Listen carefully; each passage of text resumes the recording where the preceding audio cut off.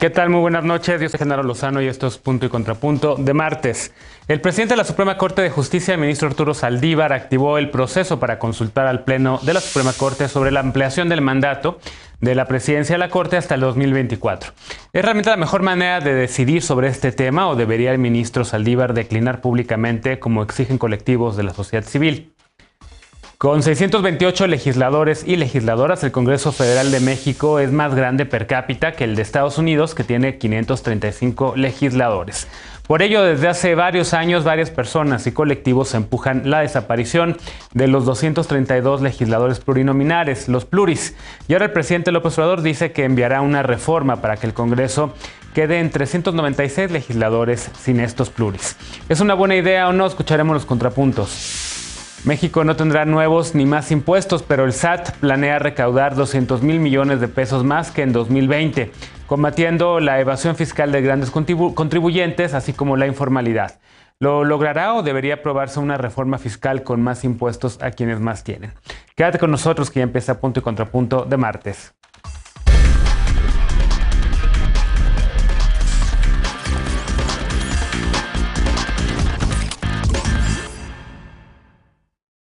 En cuestión de horas, la Suprema Corte de Justicia admitió la consulta propuesta por el ministro presidente Arturo Saldívar para definir si es o no constitucional la ampliación de su mandato.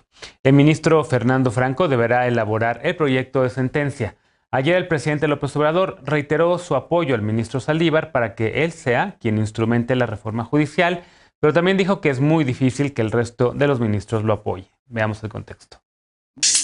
El ministro Fernando Franco González hará el proyecto de sentencia sobre la constitucionalidad de la ampliación de mandato del ministro presidente de la Suprema Corte de Justicia de la Nación. Este lunes, el ministro presidente de la Suprema Corte, Arturo Saldívar, dio a conocer los puntos que el Pleno debe resolver sobre el artículo 13º transitorio de la reforma judicial que entró en vigor el pasado 7 de junio. Propuesto por el senador Raúl Bolaños del Partido Verde, el artículo señala que la persona que encabece el Consejo de la Judicatura, así como sus integrantes, seguirán en el cargo hasta noviembre del 2024 para poder implementar esta reforma. El ministro Saldívar activó el procedimiento para que el Pleno del Máximo Tribunal decida la constitucionalidad de dicho artículo, respondiendo 5 puntos. El primero plantea qué determinación debe adoptar el Pleno ante la posible inconstitucionalidad del artículo. El segundo es si el Pleno puede pronunciarse sobre la autonomía e independencia del Poder Judicial. El tercero cuestiona qué mayoría se requiere para invalidar o inaplicar una norma general y si basta la mayoría simple o se requiere una mayoría calificada. El cuarto pregunta si el artículo es acorde con los artículos 97 y 100 de la Constitución. El artículo 97 apunta que el presidente de la Suprema Corte no podrá ser reelecto y el 100 que los consejeros del Consejo de la Judicatura no pueden ser nombrados para un nuevo periodo. Si el Pleno considera que el artículo es inconstitucional, el último punto pregunta cuál sería el efecto de esta resolución. La semana pasada el ministro Saldívar dijo que no se excusará de la consulta y votará junto con los otros 10 ministros que integran el Pleno. Punto y contrapunto. Y nada impide que puedan extender. Primer tema para discutir esta noche de martes y hoy nos acompaña Dolores Aragón. Ella es académica e investigadora. ¿Cómo estás, Dolores? Bienvenida. Hola, ¿qué tal? Muy bien. Buenas noches. Alejandro Encinas, como cada martes y jueves, politólogo y con el corazón en la 4T. ¿Cómo estás, Alejandro? Muy bien, contento de estar aquí con ustedes. Lisa Sánchez, hoy no es su día, los lunes y miércoles la ve siempre en esta mesa, pero hoy cambió de día y está con nosotros, así que ella es directora general de México Unido contra la Delincuencia y le damos la bienvenida. ¿Cómo estás? Muy bien, Genaro, muy buenas noches a todas y a todas, con mi querido Alejandro, que es el único original de esta mesa. Sí, me mayoritearon, ¿no? Ya eres minoría. Y Luis Fernández, sí, secretario nacional de Movimientos Sociales de Movimiento Ciudadano, quien también es amigo de Lisa y también es amigo de Alejandro y ahora también de Dolores y mío. ¿Cómo estás? Muchas gracias por la invitación. Hola, Lisa, Dolores, Alejandro, bueno verlo. Bueno, a ver, Lisa, me quedo contigo. ¿Cómo ves este tema de la Suprema Corte? Ahora sí ya está. El ministro Franco será el encargado, digamos, de escribir el proyecto, pero hay quien dice, a ver, ¿por qué el ministro Saldívar no lo dice claramente? Yo estoy en contra de esto, es inconstitucional, parece ser que no se va a excusar, digamos, de esto y sí va a votar. ¿Cómo ves esta salida que está poniendo el presidente de la Suprema Corte ante lo que muchos han dicho es un regalo, una especie de manzana podrida? Pues lo platicábamos en una mesa justo de lunes y miércoles y lo que decíamos es que había como tres elementos en la mesa. El primero de ellos es que parecía que el ministro presidente estaba adelantando justamente este mecanismo de la consulta para no esperar a que llegaran las acciones de inconstitucionalidad o las impugnaciones por la vía también de las minorías legislativas y no seguir retrasando más este asunto. A partir de ahí se había agarrado de un fundamento de la Ley Orgánica del Poder Judicial para poder dar trámite a esta consulta y había iniciado, digamos, ya como todos los procesos necesarios, mismos que, como decía la nota, se adoptaron en la Corte de manera bastante pronta. Luego, un segundo elemento, digamos, o sea, el primer elemento es qué hizo el ministro presidente para adelantar este proceso y no esperar a que hubiese justamente las acciones de inconstitucionalidad o las controversias, ya no me acuerdo cuál es cuál, la de las minorías legislativas, para que llegaran y sobre los conceptos de violación formulados por esas impugnaciones, pues la Corte pudiera hacer un proyecto sobre el fondo del asunto que tratara no solo la extensión del mandato, sino quizás también otros puntos inconstitucionales de la reforma del Poder Judicial o el asunto de fondo más importante, que es la independencia del Poder Judicial vis a vis otros poderes. El segundo punto tiene que ver con si esto se había utilizado o no, este mecanismo de la consulta, y si en realidad para poder hacerse tiene que versar sobre algunos asuntos en particular, más bien administrativos, no tanto de fondos, o si para poder usarse también debería el ministro haberse esperado a que ingresaran esas impugnaciones para que entonces este proceso se pudiera dar por encima, digamos, de esas impugnaciones y no de manera pues automática, pues, o iniciada por él, ¿no? Y el tercer tema, pues, tiene que ver con el proyecto de sentencia que se puede elaborar, porque una vez que esto ya sucedió, ya le dieron trámite, ya ingresó a la Corte y ya está en la ponencia del ministro Franco, pues hay analistas constitucionales que lo que dicen es, estaba un sector de los críticos justo de la ley Saldívar muy contentos porque la trayectoria del ministro Franco podía avisorar la posibilidad justamente de que el proyecto fuera en contra de la extensión de mandato y que entonces se lograra un consenso en ese sentido en el Pleno de la Corte, y otros que dicen, ojo, no sobrevendamos pues las posiciones del ministro Franco, porque bien él podría decir esto no tendría que haber procedido así, y en vez de pronunciarse sobre el fondo simplemente desechar por proceso. Vamos a ver qué pasa. Vamos a ver qué pasa. ¿Coincides con esta lectura, Alejandro, o tienes otra? ¿Tú cómo ves también, por cierto, pues el respaldo que le ha dado el presidente López Obrador al ministro Saldívar para que él sea quien instrumente la reforma judicial? ¿Realmente es esencial que sea Saldívar, como dice el presidente, o puede ser la próxima persona que ocupe la presidencia de la Suprema Corte? Pues yo digo que en primer lugar, esta exigencia de que se excuse en automático Saldívar, que desista del cargo, no resuelve nada, porque ya hay una modificación legal, ya hay un transitorio, que ocupe quien lo ocupe, ahí está el tema. Y también hay un tema de invasión o de presunta invasión de competencias entre poderes, entre el legislativo, que le dice al judicial que puede, o más bien que se va a ampliar el mandato de su presidente. Entonces eso se tiene que resolver por los métodos habituales de control de constitucionalidad, que es precisamente en la Suprema Corte de Justicia. Y como se perfila, bueno, va a ser el ministro Franco quien elabore, digamos, el dictamen, el resolutivo, y hay antecedentes. Él votó en contra, por ejemplo, de la ampliación del mandato de Bonilla en Baja California, y lo mismo de la ampliación de los mandatos de los magistrados del Tribunal Electoral del Poder Judicial de la Federación. Curiosamente, a la Suprema Corte no llegó un tema más grave, que es el de Lorenzo Córdoba, que en este supuesto cambio de institución entre el IFE y el INE, o sea, el IFE, se amplió no solamente su mandato como presidente, sino el número de años de su cargo, y eso también hay que hablarlo porque es una anomalía fuerte en el Instituto Nacional Electoral.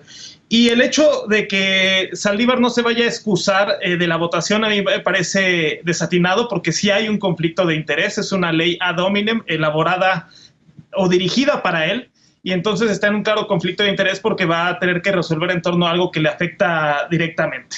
En todo caso, qué bueno que ya haya llegado fast track, digamos, por la vía de este atajo a la Suprema Corte, porque ya se tiene que salir de este atolladero y dirigirse a lo importante, que es la instrumentación de la reforma judicial que busca combatir la corrupción, ser un poder más transparente, más cercano a la gente y rendir cuentas. Bien, Dolores, ¿cómo ves esta consulta? ¿Era necesaria o no era necesaria? ¿Había que rechazarlos directamente o no? Como dice Lisa, vamos a ver qué ocurre ahora, pero en efecto creo que el presidente ya se está adelantando, ya está dándose cuenta que el Pleno pues le va a decir que no. Sí, yo creo que el tema va a dar todavía mucho, para mucho más adelante.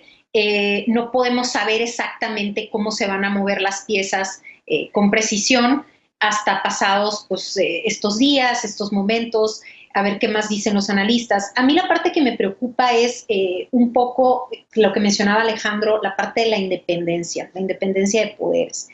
Y también, por otro lado, el fondo que hay detrás, es decir, de que Arturo Saldívar permanezca. O sea, ¿el fondo cuál es? Bueno, precisamente darle seguimiento, ¿no?, a esta reforma que traen por ahí, ¿no?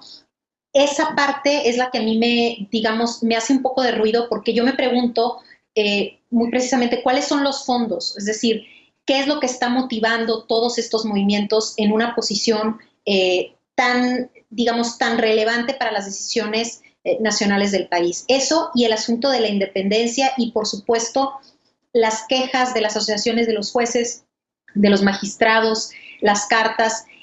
No sé también si queremos, o por así decirlo, ¿no?, este tipo de movimientos en momentos donde se necesitan hacer reformas muy precisas, ¿no?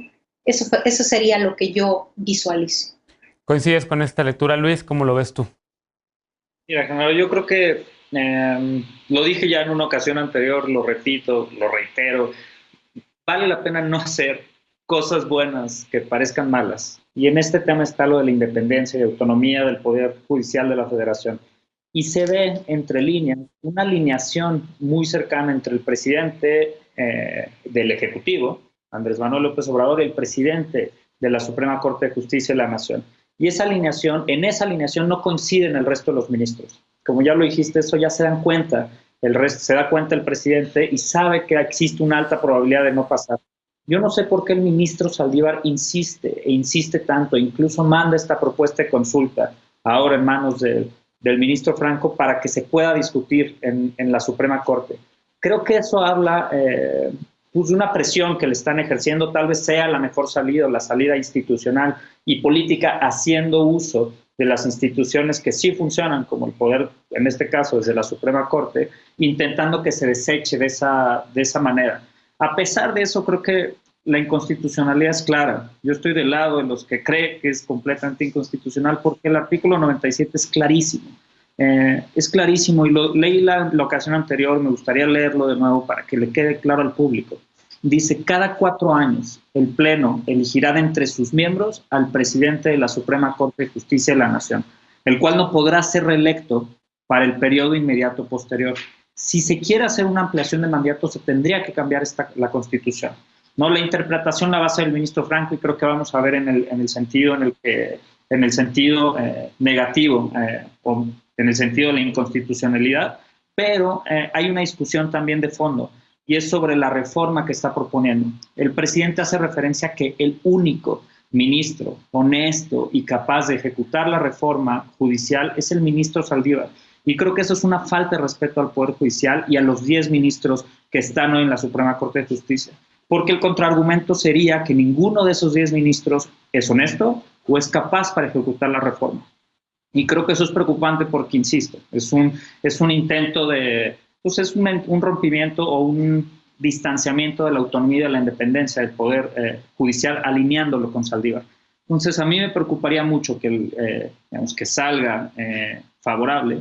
Confío en que los 10 ministros harán su tarea en las próximas semanas y veremos el resultado. Yo creo que lo mejor para ambos, para el presidente de la Suprema Corte y el presidente del Ejecutivo, es abstenerse de esta discusión y de seguir profundizando o lastimando la independencia y autonomía del Poder Judicial de la Federación.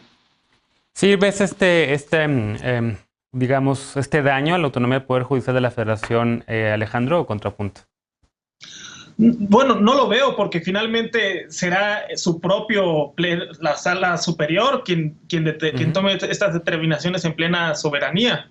Y creo que eso es de lo que te habla, es de que los resortes, los pesos y contrapesos en este país funcionan y aquí hay, digamos, distintos puntos de vista entre poderes y se está encauzando por las vías previstas cómo se dirime esto. Entonces, yo creo que más allá de que nos guste o no el resultado final, el proceso es plenamente democrático y respetuoso de la división de poderes. Como digo, el mismo presidente lo dijo ya en la mañanera, ¿no? Como que ya vio que el Pleno le va a decir que no, básicamente. Entonces, veamos qué es lo que ocurre después de que hayan ya los ministros y ministras pues fallado sobre este tema, ¿no?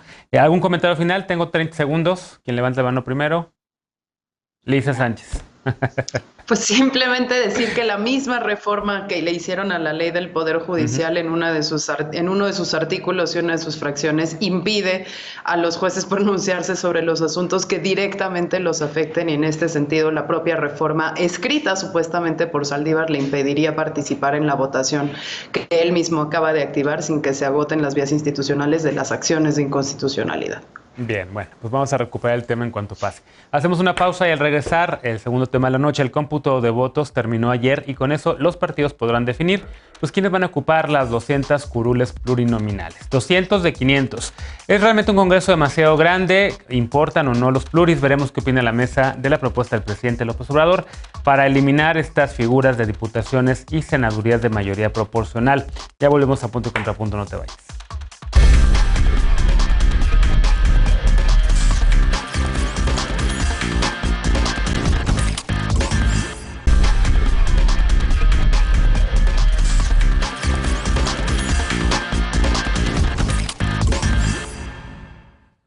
Estamos de regreso en Punto y Contrapunto. El 34% de los votos correspondientes a las 200 diputaciones plurinominales en la Cámara de Diputados serán para Morena. El Partido Acción Nacional se quedó con 18.26%, mientras que el PRI con 17.75%. Movimiento Ciudadano logró el 7%, el Verde 5.4% y el PRD el 3.65%. Esta mañana el presidente López Obrador dijo que en la reforma electoral que prepara, una de sus propuestas será eliminar las curules que corresponden a legisladores plurinominales. Si esta propuesta llegase a aprobarse, la Cámara Baja quedaría solamente con 300 legisladores electos por mayoría relativa, es decir, por el voto directo, y el Senado con 96 de los 128 legisladores y legisladoras que lo integran. Por lo pronto, para la legislatura 6-5, la 65 que arranca en septiembre, Morena nuevamente será la bancada más numerosa en San Lázaro.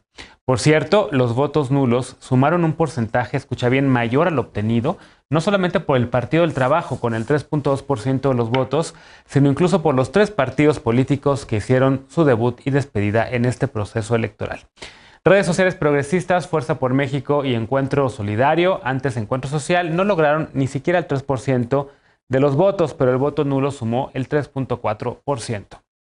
Los partidos políticos tienen hasta el 23 de agosto próximo para definir quiénes serán sus diputadas y diputados plurinominales. Vale la pena recordar que en estas asignaciones deberán incluir personas pertenecientes a poblaciones vulnerables de acuerdo con las acciones afirmativas instrumentadas en este proceso.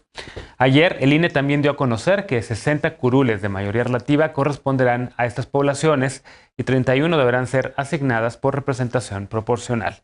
A ver cómo ve la mesa esta propuesta. ¿Cómo la ves, Alejandro? Decías en nuestro chat de Punto y Contrapunto que los politólogos para algo servimos y es para discutir estos temas. A ver, los pluris sí o no, decía yo al principio del programa, en Estados Unidos son 435 representantes, 100 senadores, 535 en total. No se mueve ese número desde los años 60. Son 300 millones de personas. Acá 628 para 130 millones. Somos muchos, somos pocos. Importan los pluris. Hay quien dice, incluida gente que es muy anti López Obrador, como Ferriz de Con, que adiós los pluris. Y ahora resulta que el presidente también dice adiós a los pluris. ¿Cómo lo ves? Sí, fíjate que los pluris entre nuestra sociedad tienen muy mala fama, sí, y en muy buena medida merecida, porque la verdad es que son figuras que están escindidas de la ciudadanía, que no las conocen y que más bien rinden cuentas a sus partidos políticos y cuyas carreras políticas dependen de las cúpulas partidistas, de congraciarse con ellas. Eso es la falta de democracia interna en los partidos y eso podría resolverse a través de elecciones primarias simultáneas entre todos. Yo creo que la crítica principalmente del presidente López Obrador a estas figuras es que aumentan los costos en el Congreso y también aumentan un tamaño innecesariamente. Hay que ver pues cuál proporción de diputado por cada 100,000 habitantes habría que calcular. No hay un estándar internacional para ello, Pero también habría que destacar la parte positiva de los pluris, ¿no? Del principio de representación proporcional. Lleva ese nombre porque es el que convierte con precisión el porcentaje de votos en porcentaje de escaños. el que te asegura que haya pluralidad en el Congreso y que haya acceso a las minorías.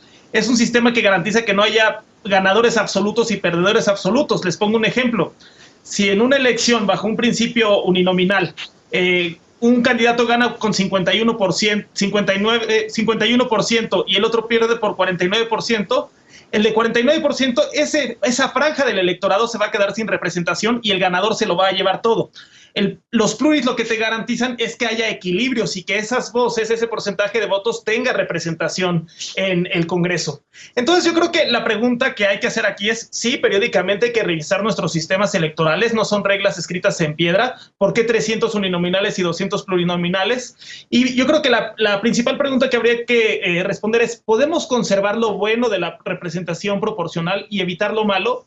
Y me parece que podemos ser muy creativos en eso y ponernos a imaginar en reformas que reconcilien tres principios. Uno, el de la austeridad republicana, otro, el contacto de los representantes con el territorio, con los ciudadanos, y otro, el principio de representación proporcional. Explorar. Yo, por ejemplo, la iniciativa Encinas Nájera podría ser, por ejemplo, disminuir a 300 escaños, de 500 a 300 escaños, el tamaño de la Cámara de Diputados, pero que estos sean electos bajo el principio de representación proporcional en 32 circunscripciones, una por entidad en sustitución de los distritos uninominales. Bien. Así reconcilias territorio, proporcionalidad y austeridad republicana.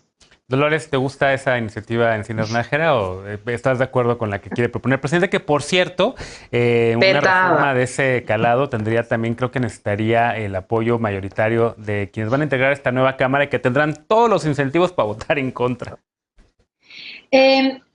Yo soy un poco más moderada en esta cuestión. Yo creo que quitar de facto a todos los plurinominales es algo que viene a afectar aún más a los partidos políticos, a la militancia, por supuesto, a todo este sistema político. Yo sé que no es muy popular, pertenecer a un partido político, incluso querer ser representante popular digamos, en nuestros días, en estos tiempos.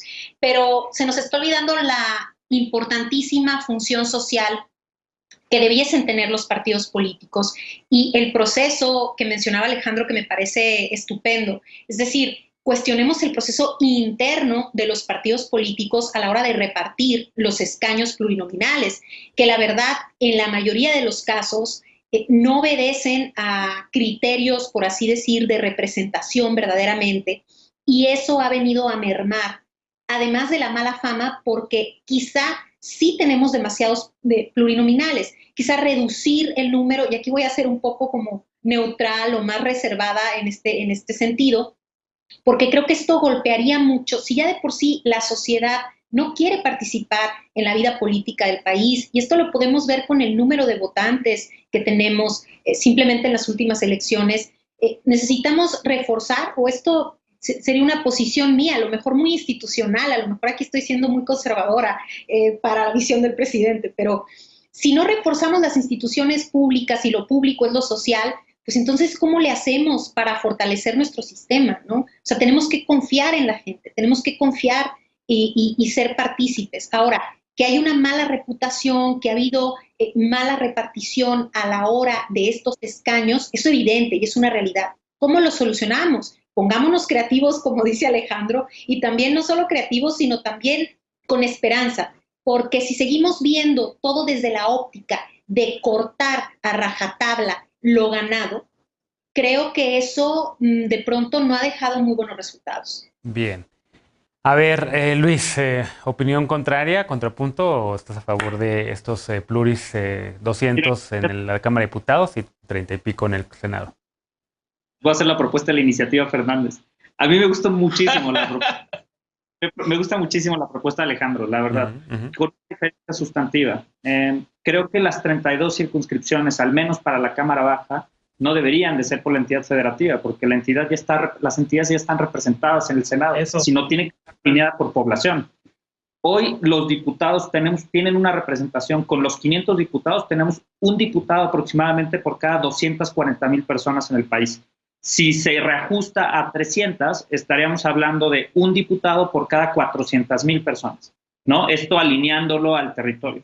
Ahora, lo que tenemos que pensar es la función de todos estos legisladores, el proceso a través del cual se eligen, y yo también diría que la mayoría, o sea, que el total de ellos sea electo por representación proporcional, porque eso te garantiza dos cosas, no solo la selección interna de los mejores perfiles dentro de cada uno de los partidos políticos, sino también te garantiza la alineación programática a un programa de gobierno, a un programa de legislación, a un programa político en el que las personas se pueden sentir identificados. Hay países en donde ya funciona así, en Alemania funciona así, y creo que esa puede ser una discusión bastante interesante que me dará muchísimo gusto ver y dar, digamos, en los distintos espacios en donde se ve la discusión política, además del Congreso. Y quiero hacer énfasis en otra cosa. La reforma electoral no solamente hará referencia al número de legisladores, y esto, ojo con el público, porque no se vayan con la finta de que solamente la discusión va a estar en el número de la ampliación o disminución del número de diputados, sino también va a haber propuestas de reforma al Instituto Nacional Electoral. Eso va a pasar por una reforma constitucional o intento, y ahí tenemos que ver y tener muchísimo cuidado con cuáles van a ser las propuestas. Podemos hablar de reducir las burocracias del instituto, que hacen un poco complejo el proceso, o de aumentar esos controles, pero esa discusión va a ser importantísimo darla. Y yo también coincido, más allá de la discusión, creo que sí vale la pena achicar el Congreso, pero no a rajatabla, no, más bien no bajo ninguna circunstancia eliminar la representación proporcional. Lisa, ¿cómo lo ves? A ver, entonces un alegato a favor de la representación proporcional. ¿Por qué en 2021 es importante que siga habiendo o no? No sé cuál sea tu postura, este tipo de diputadas y diputados, que la gente diría, a ver, pero yo nunca voté por esta persona, llegó por una lista de partido. ¿Cómo lo ves? A ver, la representación proporcional justamente fue una de las conquistas de los grupos minoritarios no representados correctamente ni en el gobierno ni en el Congreso, para poder ir abriendo o creando de manera artificial un poco un sistema más bipartidista o multipartidista en un escenario en donde estamos hablando que teníamos un gobierno y una mayoría absoluta y aplastante que no permitía la pluralidad de voces ni de representación de las personas en ningún órgano de gobierno, en ningún nivel. Estamos hablando de aquellos tiempos en el que el PRI controlaba absolutamente todo y las elecciones se ganaban cuando se designaba al candidato presidencial, pero no cuando la gente salía a votar.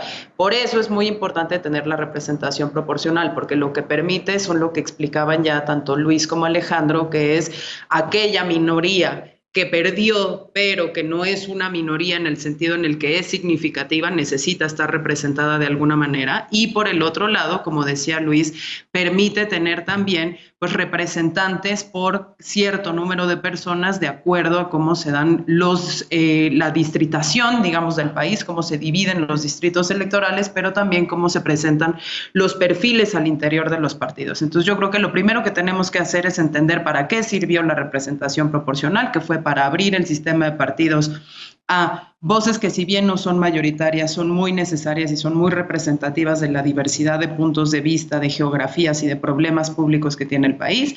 Y dos, sí saber cuál es el problema público que pretende resolver el presidente con esta reforma electoral que quiere mandar ahora al Congreso otra vez. Si es la parte de la austeridad, no necesitas necesariamente deshacerte de 200 diputados. Si es, por el otro lado, mejorar la representación, como ya decía Alejandro, hay maneras de mejorar la representación que no pasan tampoco necesariamente por eliminar a un número tan importante de legisladoras y legisladoras, o si es democratizar la vida interna de los partidos para que no se dediquen a simple y sencillamente renovar ad nauseam los cargos políticos que ocupan sus propias dirigencias, pues entonces también hay otras maneras de hacerlo. Ejemplo 1, digamos, para complementar la reforma Encinas Nájera y la reforma Fernández. Regresar justamente, no es la mía, porque ya la propusieron creo que 4 consejeros electorales, que tiene que ver un poco con, en el 79 por ahí nos deshicimos de la votación de los diputados en 2 boletas y ahora votamos en una sola boleta al candidato por el que queremos votar por nuestro distrito, al uninominal, y le damos el voto al partido o a la coalición al votar por esa persona, que queremos que nos representen lo plurinominal. Y ahí se borra mucho la representación directa de la gente o esta posibilidad de un voto diferenciado, donde puedas decir, yo por territorialmente, que sí sé que conocen los problemas de mi cuadra, quiero votar, pero ideológicamente, en un plan utópico político de representación otra, me gustaría votar por este otro partido. Y eso hoy en día no es tan fácil hacerlo y por eso la gente se siente tan distanciada.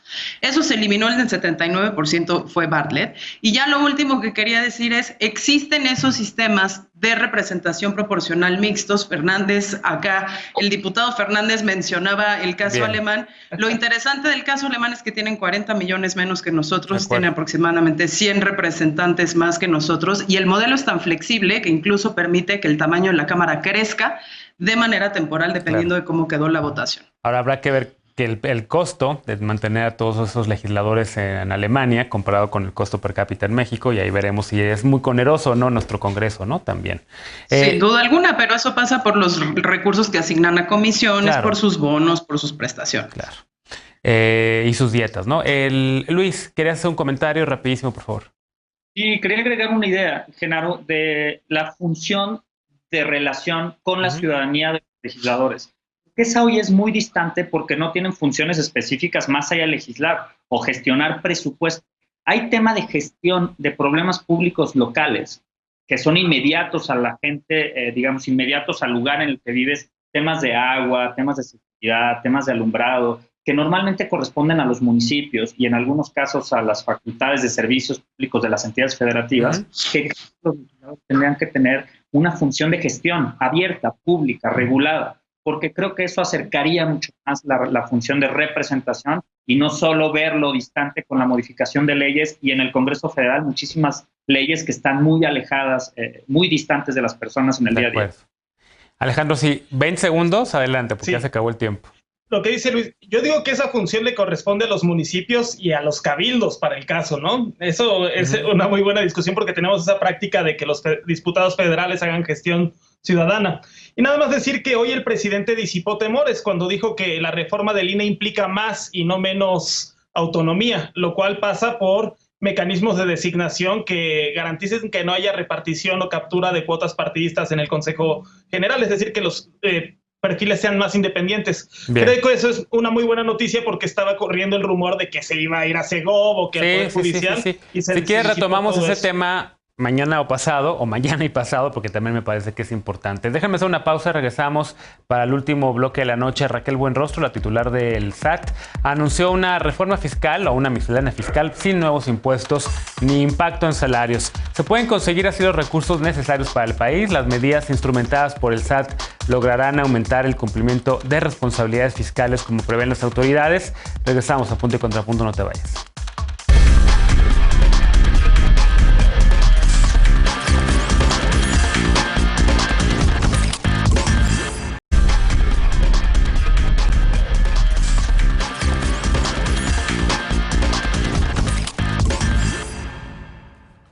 Estamos de regreso en Punto y Contrapunto. Ayer la titular del Sistema de Administración Tributaria, el SAT, Raquel Buenrostro, dijo que con creatividad es posible conseguir los recursos necesarios para la nación sin tener que romper la promesa hecha por el presidente López Obrador, es decir, sin aumentar impuestos ni afectar a las personas que reciben un salario. Buenrostro dijo que basta con que haya lo que llamó justicia fiscal y que todas y todos paguemos los impuestos que nos tocan, ni más, pero tampoco menos. Veamos el contexto. Sin subir impuestos ni afectar salarios, el Servicio de Administración Tributaria plantea mejorar la recaudación. Este lunes, la titular del SAT, Raquel Buenrostro, dijo que la miscelánea fiscal que presentará en septiembre buscará recaudar 200,000 millones de pesos adicionales a lo recaudado en 2020. Dijo que hay recursos suficientes para cumplir el compromiso presidencial de no subir impuestos y que si estos recursos no llegaban antes fue por actos de corrupción o por una aplicación discrecional de la ley. Recordó que la reforma fiscal implementada en 2014 representó ingresos ingresos por el 2.4% del PIB y que en 2020 la mejora en la recaudación logró que fuera equivalente al 2.2% del PIB. Dijo que para obtener recursos habrá dos vías, la recaudación a grandes contribuyentes y el combate a la informalidad. La dependencia presentó 40 actividades económicas que operan en 5 sectores: servicios financieros y de seguros, industrial, manufacturero, comercio al por mayor, comercio al por menor y minería. Según estimación del SAT, estos sectores evaden en conjunto 700,000 millones de pesos, lo que representa un 3% del PIB. Para estimular el cumplimiento de sus obligaciones fiscales, la dependencia dio a conocer las tasas efectivas de impuesto que deben pagar para que la población contribuyente revise y corrija su situación fiscal. Y para combatir la evasión en el sector informal, el SAT buscará recaudar 150,000 millones de pesos en 2022 por medio del uso de carta aporte, un instrumento implementado en mayo pasado para que puedan emitir facturas quienes requieren trasladar bienes o mercancías dentro del territorio nacional. Punto y contrapunto. A ver, reforma fiscal, miscelánea fiscal, ¿por qué son tan reacios los políticos siempre en hacer una reforma fiscal a fondo que realmente pues ponga más impuestos a quienes podemos pagar más impuestos y debemos pagar más impuestos y que redistribuya de mejor manera? ¿No es lo que debería hacer un gobierno de izquierda, Dolores? ¿Cómo lo ves? Definitivamente, yo creo que seguimos un poco como atados en la misma discusión. Creo que en esta mesa hemos comentado en varias ocasiones la necesidad de una reforma fiscal por distintas razones que tiene que ver incluso con transparencia, con la mejora de administración de recursos. Desafortunadamente tenemos pocos detalles de cuál va a ser el proyecto en sí. Es decir, yo traté de hacer una búsqueda como mucho más profunda para saber de qué se va a tratar, y esto se va a ver hasta en el presupuesto del 2022. Entonces, de momento como que no sabemos muy bien, y creo yo que la jefa del SAT promete mucho, ¿no? Promete una recaudación muy, muy alta y se enfoca mucho en este concepto denominado como las grandes empresas o los grandes empresarios, quienes ahora sí van a pagar porque antes tenían un trato preferencial o discrecional, etcétera, ¿no? Y efectivamente quizá no hay hasta este momento, hasta este punto, un impuesto adicional en los empleados, en el trabajador, pero también seamos muy realistas. Sí que ha habido otro tipo de taxaciones, por así denominarlo. Por ejemplo, en el caso de los pagos por Internet, que ha habido una gran polémica al respecto, etcétera. Entonces, me parece que de pronto como que este tipo de noticias o de posiciones del gobierno federal se manejan así como de forma como muy particular, como diciendo no estamos aumentando los impuestos, bueno, no precisamente en el cheque del trabajador, pero sí es cada vez más difícil como pequeño contribuyente, como pequeño empresario, incluso cuando tú te das de alta en el SAT para, por ejemplo, proveer de servicios profesionales, etcétera, sí que han aumentado los precios en las recaudaciones, ¿no? Entonces, creo que en ese sentido, de pronto a veces hay una información así como demasiado parcial, y también creo que en términos ya de recaudación se habla muy poco sobre la necesidad de la recaudación en los estados y en los municipios. De acuerdo. Y esto remite a los impuestos, digamos, en los estados y en los municipios, porque no hay suficientes recursos para poder solventar los gastos, ¿no? Luis, ¿cómo lo ves? ¿Podrán no conseguir el objetivo como propone Raquel Buenrostro? ¿Deberían ser algo más? ¿Una reforma fiscal de verdad? Yo sí creo que deberían hacer una reforma fiscal de verdad.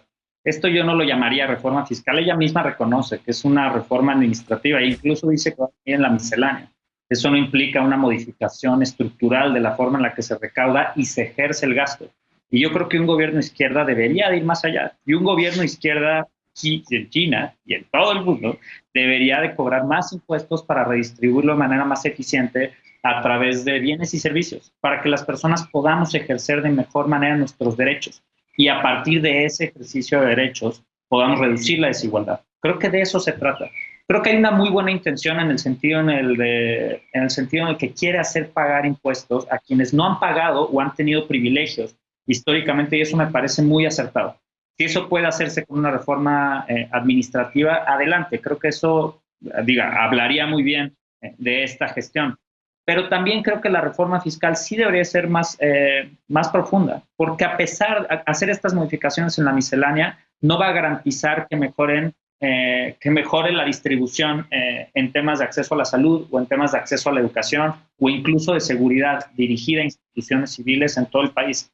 Entonces, pensar en las modificaciones de recaudación sí sería indispensable.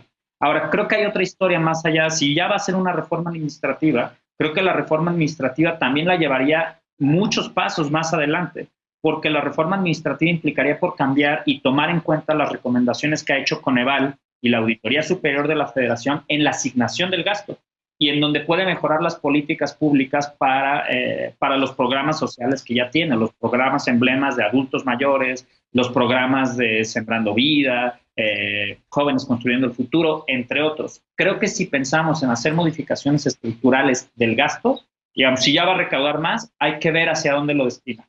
Y no como sucedió el año anterior, que acabó destinando muchísimo más presupuesto en Sectur para que se asignara en Fonatur para las magnoobras, en este caso el Tren Maya del sureste del país. Entonces creo que ahí hay una discusión profunda o interesante de la profundidad de la reforma fiscal y la profundidad de la reforma administrativa a la que podría llegar esta administración en los próximos 3 años de gestión. Bien. ¿Cómo lo ves, Alejandro? Es un serio problema, eso es inocultable. México es uno de los países que menos recaudación tributaria como porcentaje del PIB tiene, no solo si lo comparas con los países de la OCDE. México está en 16.5, la OCDE en promedio está en 33.8, pero sí es incluso de los países que menos recaudan de América Latina, y eso pues sí son señales de alerta.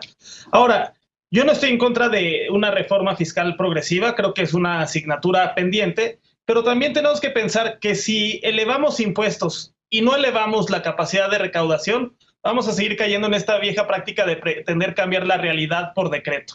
Y me parece que esta reforma fiscal o una miscelánea quizás no llegue a esta, carácter, estructural, pero sí lo que está buscando es incrementar las capacidades institucionales del sistema de administración tributaria para cobrar bien y sobre todo también buscar esquemas de simplificación administrativa para hacer mucho más amigable y fácil el pago de impuestos y la formalización de micros, pequeñas, medianas empresas.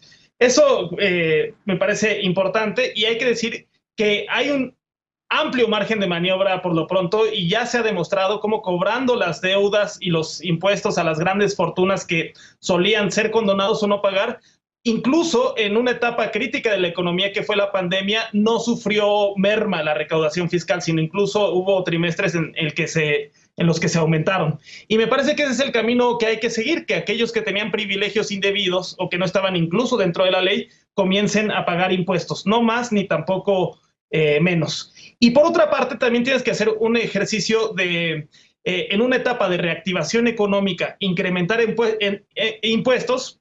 Bueno, hay que considerar cuál sería su efecto, pero también decir que los empresarios, sí hay políticas redistributivas. Por ejemplo, los empresarios ahora están obligados a regular sus plantillas laborales y ya no seguir obteniendo ventajas o beneficios económicos artificiales a través del outsourcing indebido, y van a tener que comenzar a asumir sus obligaciones patronales, combatir todos los mecanismos de evasión fiscal, pero sobre todo también de subregistro ante la seguridad social que va a tener impactos económicos en las empresas. Ha incrementado el salario mínimo en 51% en términos de poder adquisitivo, que lo están pagando los empresarios, y lo mismo van a tener que pagar reparto de utilidades. También hay que considerar que esos son costos, inversiones que tendrán que hacer el sector privado en el país. De acuerdo. Lisa, finalmente, ¿cómo ves estos lineamientos de Raquel Buenrostro y pues la continuación de no querer poner una verdadera reforma fiscal a discusión en este país? Yo creo que hay varias discusiones bien interesantes. Alejandro ya mencionaba alguna de ellas. Creo que la primera es justamente que las acciones de Buenrostro frente al SAT han sido incrementar los ingresos netos que llegan a las arcas del gobierno federal mexicano, pero no necesariamente así incrementar la base de contribuyentes que aportan esas cuotas que incrementan el ingreso neto del gobierno mexicano. Y en ese sentido, ¿no? Lo que vimos, por ejemplo, en el ejercicio fiscal 2020, que generó mucha rispidez entre algunos contribuyentes, no fue solo lo que ya decía la nota, que se actualizó los porcentajes reales de impuesto, que por percepción en el ingreso, para el caso, por ejemplo, del ISR, realmente las personas tenían que pagar y entonces se les pidió regularizar su situación, sino que también se toparon las deducciones personales, y ahí creo que hay una gran área de oportunidad para eficientar el cobro de impuestos y sobre todo no permitir el doble cobro de impuestos con los temas, por ejemplo, del uso de los FDIs que sí puedes meter dentro de tus deducciones personales para no terminar pagando impuestos de más sobre algo que ya pagaste. Y ahí, por ejemplo, entran los servicios médicos, que durante un año de pandemia todas y todos nosotros recurrimos seguramente mucho más a servicios médicos, tanto públicos como privados, por la saturación de los servicios públicos. Y si tú tuviste la mala suerte de que caíste en un lugar en donde te pidieron pagar en efectivo y no por transferencia o por cheque, pues esa factura, aunque te la hayan emitido, el SAT no te deja usarla para la deducción justamente de tus gastos médicos, que son perfecta y absolutamente legales y perfectamente normal, que no tengas una doble tributación sobre un servicio que tuviste que pagar, sobre todo en una situación de emergencia. Entonces hay áreas de oportunidad muy importantes para que, si bien en este momento el foco sea incrementar el ingreso neto y no así el número de contribuyentes, en donde lo que sí se tiene que hacer también es poner muchísima atención a que los contribuyentes pues no terminen pagando dobles impuestos o triples impuestos sobre lo que ya debían, aunque evidentemente me parece que es completa y absolutamente correcto, como tú decías, Genaro, que quien tiene más pague más, porque todo principio de reforma fiscal es así, debe ser progresiva, debe ser sencilla y debe generar buenos ingresos. Cerraría simplemente diciendo que, si bien todos los datos que daba Alejandro son correctos, ¿no? Logramos una recaudación de la mitad del promedio de la OCDE y por lo menos de 8 puntos porcentuales menos que Brasil, por ejemplo, 6 puntos más o menos porcentuales menos que Colombia. También ejercimos muy mal ese gasto o esa ampliación de los ingresos ahora en el tema de COVID, porque también dimos estímulos fiscales de 1/3 parte del promedio de los estímulos fiscales que dio la región latinoamericana para responder a la emergencia de la pandemia por COVID-19. Entonces, sin duda alguna se trata de un tema sumamente técnico, pero sin duda también pues muy importante. Quien más tiene que pagar más, pero para que se puedan financiar los apoyos necesarios y los estímulos fiscales también para quien menos tiene, sobre todo en tiempos de pandemia como estos. Bien. ¿Algún comentario final antes de irnos al último, a la pausa, más bien ya para despedirnos? Adelante. De acuerdo con la reflexión de Lisa, nada más habría que valorar, por ejemplo, los efectos en gobernabilidad, en estabilidad política e incluso en represión que generó el boquete fiscal en Colombia, ¿no? O sea, ya después que hagamos un análisis de la ruta de cada Esa país, también ¿no? la discutimos aquí y era patética porque gastaban más en gasto militar justamente que en apoyos fiscales, y dijimos que por ahí tampoco iba y que era también altamente regresiva esa reforma fiscal colombiana. Entonces, partiendo del punto de que no queremos esa reforma fiscal colombiana, lo que es una verdad como un templo es que sí recaudamos menos, y lo que sería interesante es ver cuál es la propuesta de Buenrostro para el tema de la informalidad, porque reconoció ella misma que para allá iba. De acuerdo. Y también que estamos gastando cada vez más en militares también aquí en este país, pero bueno. Alejandro. No, y la segunda observación, yo creo que sí se tiene que ampliar la base tributaria, y eso tiene que ser parte de incrementar. O sea, una cosa es no incrementar impuestos y otra es seguir cargándote en tu población cautiva, en tus contribuyentes cautivos. Se tiene que ampliar, y sobre todo considerando las grandes fortunas que encuentran mecanismos de evasión y de elusión fiscal, ¿no? Bien, Luis. Nada más también para dejarle al público que es importante esta reforma en términos de recaudación, sí, pero para mí es mucho más importante en dónde se está priorizando el gasto. Si no se prioriza en combatir la desigualdad y en garantizar que esos ingresos lleguen a quien menos tiene, no importa que le cobres más a quien más tiene, porque si le realizas de manera ineficiente la reforma, sea administrativa o fiscal, no te va a servir para nada. Si se va a los proyectos de infraestructura en lugar de las medicinas, si se va a los militares en lugar de los hospitales, pues evidentemente pues una reforma que no va a funcionar, ¿no? Hacemos una pausa y regresamos para despedirnos de las y los panelistas, y con la paparrucha de esta noche. No te vayas.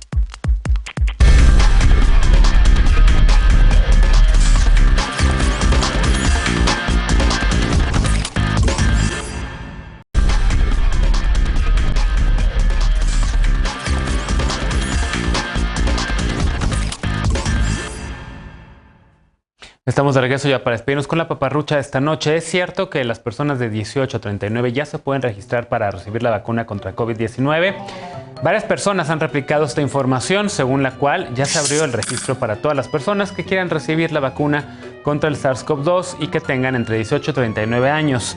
Pero esta información es imprecisa. Por ahora, la vacunación para adultos de entre 18 y 39 solo está o se contempla en los 39 municipios que se ubican en la frontera con Estados Unidos. Esto para acelerar la reapertura de los pasos fronterizos, donde solamente se han permitido actividades esenciales desde marzo del 2020. Las vacunas que se aplicarán las donó Estados Unidos. Hoy vimos las imágenes en el Twitter del canciller Marcelo Ebrard, donde ponía que era la vacuna de Johnson & Johnson y que esto fue después de la petición que hizo el presidente López Obrador a la vicepresidenta estadounidense Kamala Harris. Así que si vives en alguno de estos municipios fronterizos, recuerda que puedes registrarte en la página de Mi Vacuna que ves en tu pantalla. Recuerda que quienes están en el proceso de vacunación en el resto del país son las mujeres embarazadas o las personas embarazadas mayores de 18 años, las personas que tienen entre 50 y 59 y desde la semana pasada quienes tienen entre 30 y 49. Todavía no hay fecha para aplicar la vacuna a quienes tienen menos de 40, así que no caigas en desinformación, en fake news, en noticias falsas. No importa si esperas turno para vacunarte o si ya te vacunaste, recuerda que en algunas partes del país el número de contagios está repuntando. Cuídate y cuida a las demás personas con las medidas que ya conoces. Lávate las manos bien y con frecuencia, mantén siempre la sana distancia, ventila espacios que estén cerrados y utiliza un cubrebocas si vas a estar en un espacio cerrado y con más gente. Gracias por habernos acompañado. Se quedan mañana con Estefanía Veloz al frente de Punto y Contrapunto. Yo los espero en tercer grado. Gracias Alejandro, gracias Lisa, gracias Dolores y gracias Luis. Nos vemos por acá el jueves de regreso. Muy buenas noches.